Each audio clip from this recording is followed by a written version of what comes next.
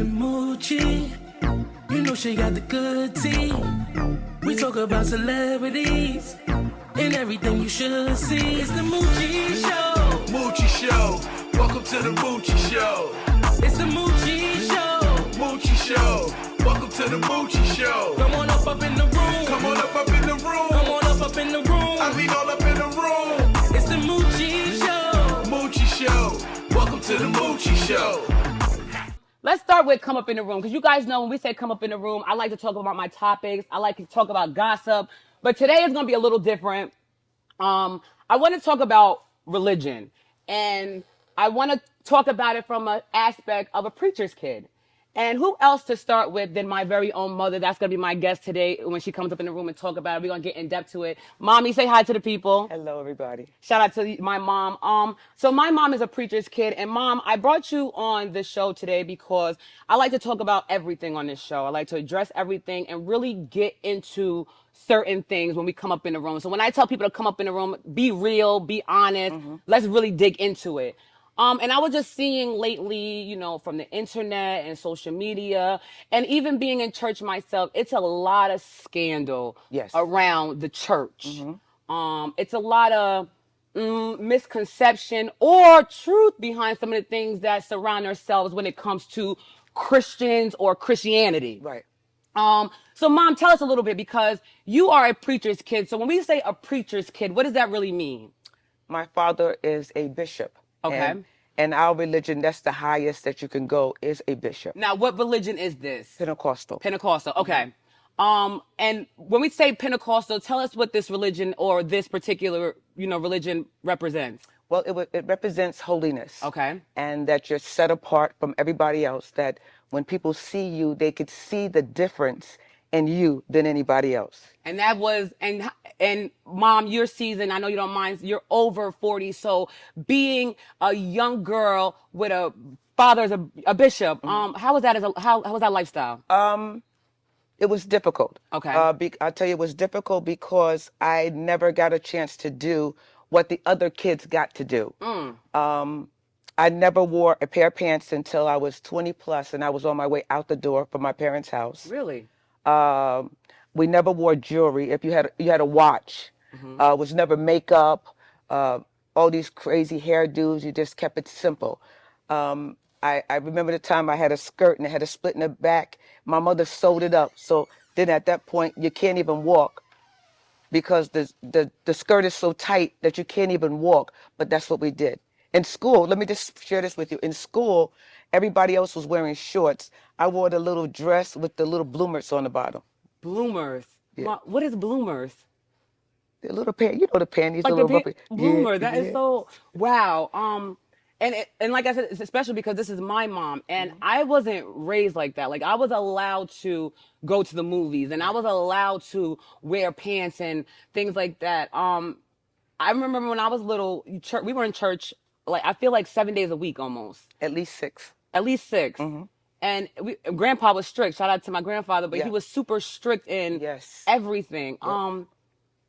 So fast forward, Mom, again, it's so much scandal and things around the church. When you were in church, did you feel like it was like a money grab? Did you feel like did you feel like leadership was real? Talking about when you was in church like that. I had to say, because my father, again, was a bishop, and a lot of money that came out of the household, our household, because the church and the people came first. Right. And then, like Dad always felt that we were okay. So Mom and Dad worked. So if someone came and needed help, that's what they did. It never got up there on Sundays or whatever day we were in church and begged for money. Right. So we never understood. I never understood to see people just continuously asking and pulling on people for money. Right. Because a lot of the people that were in the church had families, right, and they had all these different things. So my dad knew their situation. Right. So why would I tell you to give me your rent money right, that God is going to provide? So let God provide for you and let me pay my rent. And not, to be honest, back in your time, the churches were full. Yes. There were more people in the church. Yes. We're going to take a commercial break, but before we take that break, Mom, was there a time where people feared the church and God? Do you feel like? Absolutely. Don't even tell us why. We're gonna take a commercial break. We're gonna get right back with some more Moochie show. Let's dig more into this thing called religion.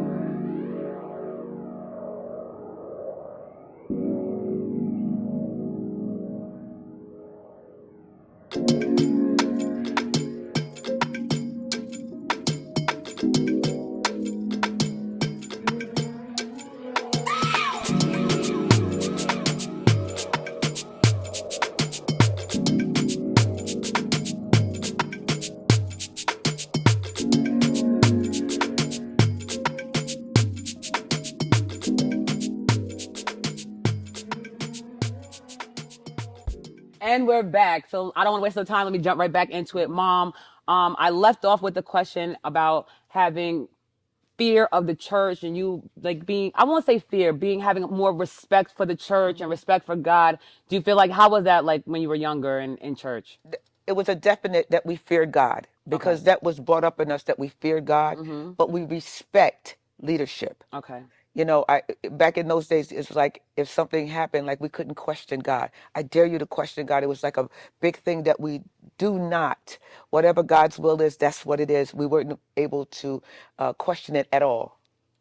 And I just want to attack two things that you said, because I want to be honest. That you said leadership, about respecting leadership.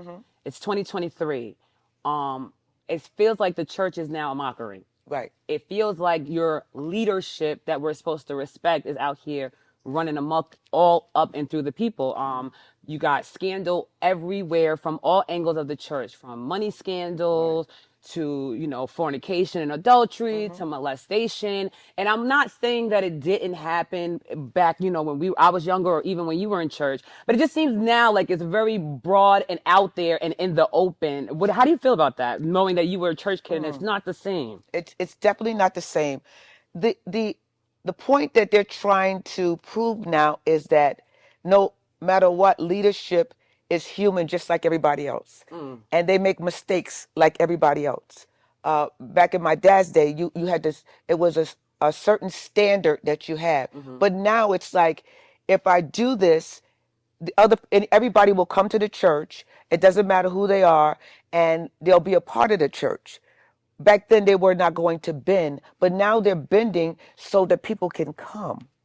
So do you feel like, well, let me attack this question too, because, we say about fearing God, and I have to ask the question, because everybody doesn't believe in God. And now a lot of stuff is coming out revelation wise, people are woke per se, and they're saying, God didn't create this, this is science, or if there's a God, why is this happening? So there's a lot of questions that are realistic questions. Right. They're it's not like they're ignorant questions. These are questions that even, even to the point where people are asking people, show me in the Bible, and you can't show us in the Bible, or what you're saying in the Bible can't really be interpreted Right. confirm. So it's just like, what is this like? How do you people, not say you people, Right, I I'm saying, understand. people that are very, religious and pro, Christian and pro whatever religion is and pro God, how do you keep us into, people that are saying to you, like, why are you believing, or why are you following this? Well, there's something that they always say, the word have I hid in my heart that I might not sin against God. Okay. So no matter what anybody else say, there's certain things that's in me. Okay. And there's certain things I'm just not going to do. It doesn't matter if you do them. Right. I'm not going to do them because I was brought up not to do it. Right. So, everybody can do all they want, but I'm not going to do it. And do you feel like in your life that being a Christian has really worked for you? I feel that it has. I feel in the power of prayer. I have to share this story with you. When I was growing up, I was 18, and they told me that I would never have any children. Never. It was a fact. She won't have any, get over it.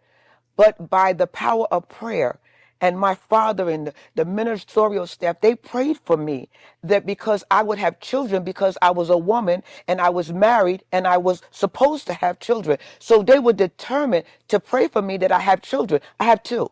So are you saying I'm one of them, the oldest? But are you saying, Mom? So you didn't use no no No, nothing. back then we really didn't know anything about that, and not even that, we didn't have the money to pay for stuff like that. Right, We right. felt like prayer was better than anything else. All this stuff, sometimes you get it and it doesn't work, but prayer works. Do you feel like church is a cult?